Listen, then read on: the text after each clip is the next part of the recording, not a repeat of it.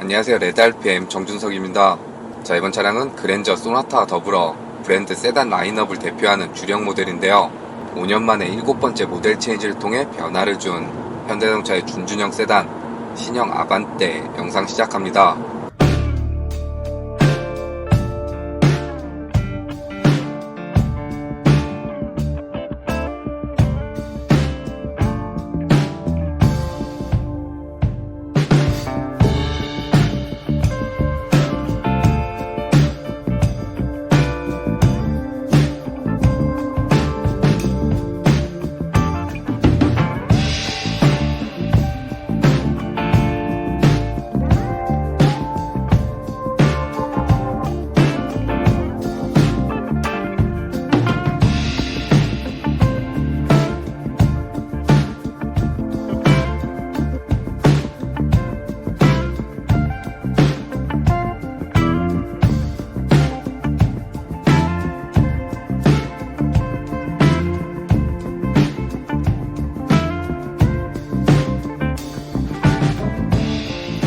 자, 먼저 디자인은 비하인드 스토리이긴 한데 신차가 출시가 되기 전에 관계자들하고 해외 딜러사들을 모아서 차가 정식으로 출시되기 전에 품평회를 진행을 한다고 합니다.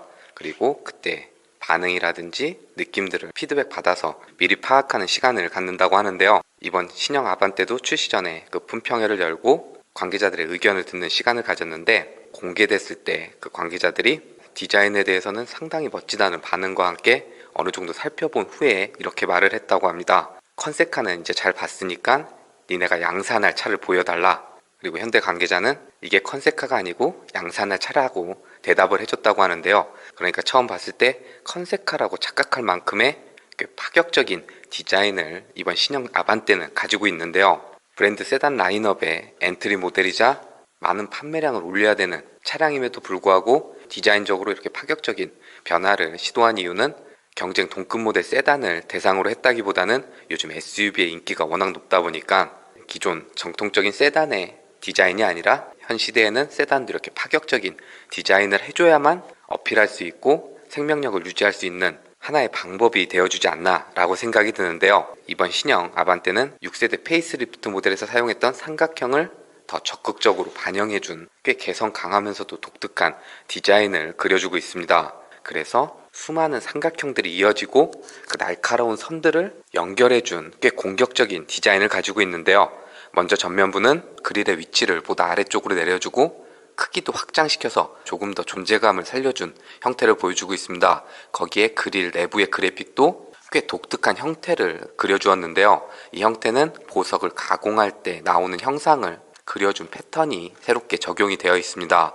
그리고 그릴과 맞닿아 있는 헤드램프 또한 삼각형 형태로 꽤 날카롭게 디자인해줬는데요. 데일라이트의 형상이라든지 헤드램프를 감싸고 있는 장식에 그릴에 들어간 패턴을 더해준 디테일이라든지 전반적인 헤드램프 구성에 있어서는 차급 대비 디테일이 상당히 좋은 헤드램프가 적용이 되어 있고요. 거기에 하단 범퍼도 삼각형을 이용해서 꽤 공격적으로 디자인을 해줬고, 사이드 에어덕트라든지 전반적인 형태에 있어서도 디자인으로는 꽤 풀기 힘든 수많은 삼각형들이 적극 반영이 되었음에도 그렇게 튀지 않고 꽤 세련된 형태의 공격적인 전면부 디자인을 그려주고 있습니다. 자, 그리고 측면 사이드는 이전 세대에 비해서 전장과 전폭은 늘려주고 전고는 낮춰준, 그러니까 보다 낮게 깔린 듯한 분위기를 연출해주고 있고, 이전 세대에 비해서는 휠베이스를 조금 더 길게 가져가면서 보다 날렵한 사이드 실루엣을 연출해주고 있습니다.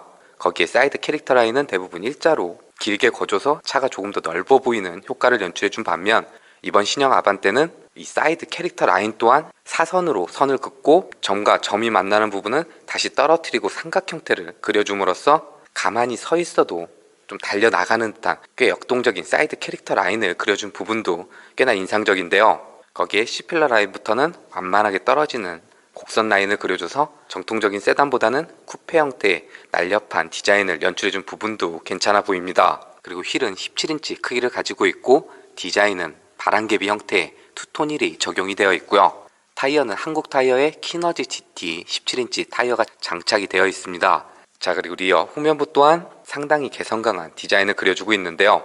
대부분 전면이나 사이드에서 어느 정도 포인트를 연출해줬다고 하면 후면부는 좀 단정하게 마무리를 해주는 반면, 이번 신형 아반떼는 후면부 또한 꽤 힘을 준 공격적인 디자인을 보여주고 있습니다. 그래서 C필러부터 완만하게 떨어진 라인이 트렁크 리드 라인 쪽으로 자연스럽게 이어져 있는 부분도 괜찮아 보이고, 트렁크 리드 라인은 높이감을 올려주고 중간 부분은 접어놓은 듯한 파인 형태를 그려줘서 꽤 날렵한 볼륨감을 연출해주고 있는데요. 거기에 테일램프 또한 삼각형 형태의 꽤 독특한 디자인을 그려주었고, 그랜저 소나타로 이어진 양쪽 테일램프를 연결한 그래픽이 이번 신형 아반떼에도 반영이 되었습니다. 단 신형 아반떼에 적용된 이 그래픽은 현대자동차의 스펠링 앞자인 H자를 형상화해서 그려줬다고 하는데요.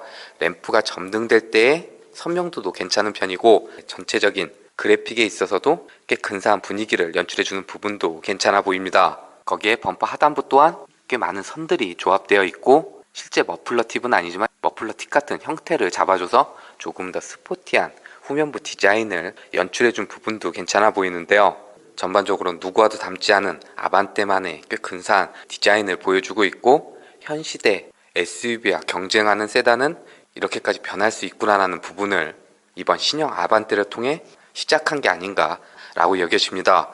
자, 외적으로는 수많은 삼각형들이 이어지면서 날카로운 직선을 주로 사용했다고 하면, 실내는 승객을 감싸는 듯한 곡선 라인을 그려줌으로써 실외와 실내가 꽤 상반되는 이미지를 보여주고 있는데요. 거기에 중앙 디스플레이를 비롯해서 센터 페시아 쪽을 운전자 쪽으로 살짝 틀어놓은 형태를 잡아줌으로써 실내 전반적인 레이아웃이 운전자를 향하고 있는 운전자 중심의 형태를 보여주고 있습니다.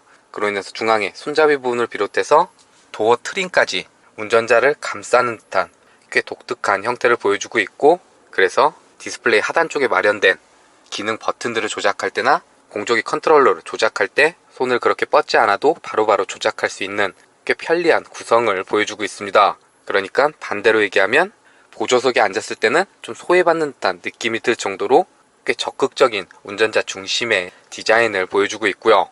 거기에 각각 10.25인치의 와이드한 크기를 가진 전자식 계기판과 중앙 디스플레이를 하나로 이어놓은 듯한 형태를 잡아줌으로써 보기에도 편하고 보다 하이테크적인 이미지를 연출해준 부분은 준준형 세단 아반떼를 고려했을 때는 꽤 호화스러운 구성을 보여주고 있고, 그리고 이와 같은 구성이 최상위 트림 인스퍼레이션을 선택했을 때 별도 옵션 사양 없이 모두 갖출 수 있는 부분은 이번 신형 아반떼의 실내 구성 중 꽤 돋보이는 요소가 아닐까라고 생각이 드는데요. 그러니까 2천만원 중반대 반자율주행 시스템을 사용할 수 있는 최신의 운전자 지원 시스템을 비롯해서 상위 세그먼트인 소나타가 부럽지 않은 상당히 매력적인 상품 구성을 갖추고 있지 않나 여겨집니다. 거기에 10.25인치 와이드한 크기의 스크린이 자리를 했기 때문에 관련 정보를 확인하거나 조작을 할 때 보다 시원시원하게 보여지는 부분도 괜찮고, 터치로 조작을 했을 때 반응성에 있어서도 별다른 불편함 없이 조작할 수 있는 부분도 괜찮은데요. 거기에 관련된 그래픽을 꽤 깔끔하게 처리해준 부분도 괜찮아 보입니다. 그리고 중앙 디스플레이 하단 쪽으로는 에어벤트를 일렬로 배치시켜줘서 조금은 더 실내가 넓어 보이는 분위기를 연출해주고 있고, 그 아래쪽으로는 내비게이션을 비롯해서 각 관련 기능 버튼들이 일렬로 배치되어 있어서 바로바로 조작할 수 있는 직관적인 구성을 보여주고 있는데요. 그 하단부에 자리한 공조기 컨트롤러도 바람의 크기를 조절한다든지 방향을 바꾼다든지 거기에 다이얼로 되어 있어서 돌리면 온도가 올라가고 돌리면 온도가 내려가는, 그러니까 별다른 설명서가 없어도 조작하는 데 있어서 불편함이 없는 구성을 갖춘 부분도 괜찮아 보입니다. 거기에 1열 시트는 통풍하고 열선 각각 3단계로 조절할 수 있는 기능이 적용이 되어 있고, 핸들 열선을 비롯해서 공기청정 기능까지 전반적인 편의사양에 있어서도 별다른 부족함이 느껴지지 않는 구성을 갖추고 있습니다. 그리고 그 아래쪽으로는 스마트폰 충전할 수 있는 패드하고 파워 아울렛 그리고 USB 충전 단자는 2개가 마련되어 있고요. 그리고 그 바로 아래쪽으로는 기어 레버가 자리를 하고 있는데요. 기어 레버도 기존의 브랜드에서 사용했던 기어 레버 형태가 아니라 새롭게 디자인을 해줬습니다. 기어 레버 위쪽은 가죽 감싸놔서 잡았을 때 그립감도 괜찮은 편이고, 조작할 때도 별다른 불편함이 느껴지지 않는 기어 레버가 적용이 되어 있고요. 그리고 기어 레버 옆쪽으로는 드라이브, 주행 모드를 변경할 수 있는 버튼과 주차 관련 버튼들이 배열이 되어 있는데요. 주행 모드는 노멀, 에코, 스포츠, 스마트 이렇게 총 4개로 구성이 되어 있습니다. 그래서 노멀은 일상 주행할 때 모드라고 보시면 되고, 에코는 연비 위주, 스포츠는 조금 더 스포티한 주행, 그리고 스마트는 주행 상황에 맞춰서 노멀과 에코와 스포츠를 알아서 바꿔주는 주행 모드라고 보시면 될 것 같고요. 더불어서 10.25인치 전자식 계기판이 적용이 되어 있기 때문에 좀 전에 보여드렸던 것처럼 드라이브 모드를 변경할 때마다 꽤 멋진 퍼포먼스와 함께 그래픽을 달리해주는 부분도 괜찮아 보입니다. 거기에 차량 관련 다양한 정보를 보여주는 부분이나 그래픽에 있어서도 꽤 깔끔한 구성에 10.25인치 전자식 계기판이 적용이 되어 있는데요. 단 계기판이 자리한 왼쪽 부분과 그리고 중앙 스크린과 이어지는 부분에 빈 공간들이 꽤 남아있는 편이라서 먼지나 지문이 묻는 오염에 취약한 소재가 적용된 부분은 좀 아쉽게 느껴지고요. 이게 또 하나 상위 세그먼트인 소나타에 적용됐던 방향지시 등을 점등했을 때 사이드미러에 있는 카메라를 이용해서 계기판에 비춰주는 후측방 모니터 기능이라든지 기어를 후진으로 바꿔주면 차량을 360도로 비춰주는 어라운드 뷰 시스템이 아니라 이렇게 후방 카메라만 지원되는 부분은 소나타와 어느 정도 체급의 구분을 지어놓은 구성을 보여주고 있는데요. 이 부분은 옵션이라도 선택할 수 있도록 구성해주면 어땠을까라는 생각이 남는 부분이었습니다. 자, 그리고 스티어링 핸들은 소나타에 적용됐던 그 형태가 아반떼에 맞춰서 변화된 디자인을 보여주고 있는데요. 핸들 양쪽으로 배치된 기능 버튼들이라든지 전반적인 림의 크기, 그리고 가죽을 감싸놓은 형태라든지 잡았을 때 그립감에 있어서는 꽤 괜찮은 구성의 핸들이 적용이 되어 있습니다. 이외에는 도어 트림 쪽에 패브릭, 직물 소재를 더해주고 스티치, 라인 넣어준 부분이라든지 에어벤트 하단 쪽으로 앰비언트 라이트, 무드 조명을 적용시켜줘서 야간에는 또 다른 분위기를 연출해주는 부분이라든지 전반적인 소재나 마감에 있어서도 이전 세대보다 보다 개선된 구성을 보여주는 부분도 괜찮아 보이고요. 자, 그리고 2열 운전석은 제가 운전했던 그대로, 보조석은 조금 더 뒤로 밀어놓은 형태라고 보시면 될 것 같고요. 전반적인 2열 거주 공간은 C필러부터 떨어지는 쿠페 형태를 하고 있기 때문에 헤드룸은 어느 정도 타이트한 공간을 갖추고 있는 반면 레그룸은 이전 세대에 비해 휠베이스를 좀 더 길게 가져가면서 보다 여유로워진 실내 거주 공간을 갖추게 되었습니다. 거기에 2열 시트의 자방의 길이라든지 등받이 각도에 있어서도 그렇게 서 있는 편은 아니기 때문에 시트에 착좌했을 때 별다른 불편함 느껴지지 않는 편한 자세로 이동할 수 있는 시트 구성을 보여주는 부분도 괜찮아 보이고요. 2열 도어 트림에도 1열과 동일하게 직물 소재 더해주고 1열 시트 뒤쪽에도 그 패브릭 소재를 적용을 시켜줘서 조금 더 디테일을 더해준 부분도 괜찮아 보이고요. 거기에 2열에도 별도의 에어벤트라든지 2열 시트의 열선은 2단계로 조절할 수 있는 구성을 갖추고 있습니다. 자, 그리고 트렁크는 현대 엠블럼 아래쪽 버튼을 눌러주면 오픈이 되는 전동식은 아니고 수동 개폐 방식이라고 보시면 될 것 같고요. 트렁크 전반적인 적재 공간은 깊이도 깊은 편이고 평평하게 구성이 되어 있어서 짐을 싣고 내리기에 꽤 용이한 구성을 갖추고 있고, 그리고 이 아래쪽에도 별도로 또 공간도 마련되어 있어서 수납도 할 수 있고 2열 시트는 폴딩이 되기 때문에 상황에 맞춰서 적재 공간을 활용할 수 있는 부분도 괜찮아 보입니다. 그리고 다시 닫을 때는 자, 먼저 신형 아반떼는 1.6 가솔린과 LPI, LPG 모델이 먼저 출시가 되었고 이전 세대 스포츠 버전인 N9과 하이브리드 모델은 올해 상반기 중 추가로 출시될 예정이라고 하는데요. 현재 해당 차량은 1.6 가솔린 모델입니다. 4기통 1.6L 가솔린 엔진이 탑재되어 있고 변속기는 IVT 무단 변속기가 체결되어 있으며 최고 출력은 123마력, 최대 토크는 15.7 정도의 성능을 발휘하는데요. 7세대 신형 아반떼 1.6 가솔린 모델에 탑재된 파워트레인은 6세대 페이스리프트를 통해 GDI 직분사 방식에서 MPI 간접분사 방식으로 변화를 준 엔진에 무단 변속기가 맞물린 그 파워트레인이 그대로 이어졌는데요. 그로 인해 전반적인 주행에 있어서도 별반 다름없는 동력 성능을 보여줍니다. 그래서 이전 GDI 엔진에 비해서는 최고 출력이 조금 낮은 수치를 가지고 있지만 가다서가 반복되는 도심 구간이나 가감속이 이어지는 항속 주행에 있어서는 별다른 불편함이 없는 거동을 보여주는데요. 물론 가속 페달을 좀 많이 가져가서 바로 출력을 요할 때는 그렇게 듣기 좋지 않은 소리를 들려주면서 속도가 상승되는 데 있어서도 어느 정도 더딤을 가지고 있고 일정 영역 이상의 주행에 있어서는 이전 GDI 엔진도 그렇지만 배기량이 가진 한계점을 보여주긴 하는데요. 그럼에도 일상 주행을 할 때 이전 GDI 엔진이 가지고 있던 거칠었던 소리와 진동이 줄어들고 조금은 더 부드러운 엔진 회전 질감과 함께 편안한 주행이 이루어지도록 변화된 부분은 괜찮아 보입니다. 거기에 엔진과 맞물려 있는 IVT 무단 변속기는 가상의 변속단을 만들어줘서 변속이 될 때 엔진 회전수 RPM을 오르고 내리는 움직임을 연출해주며 무단 변속기가 가진 이질감을 최소화시켜준 세팅을 보여주는데요.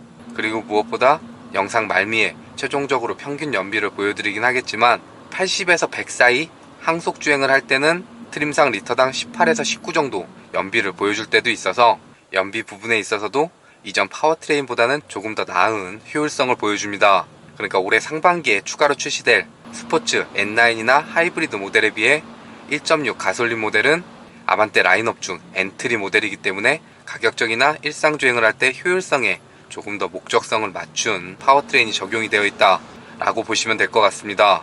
자, 그리고 이번 신형 아반떼는 플랫폼도 새롭게 적용이 되었는데요.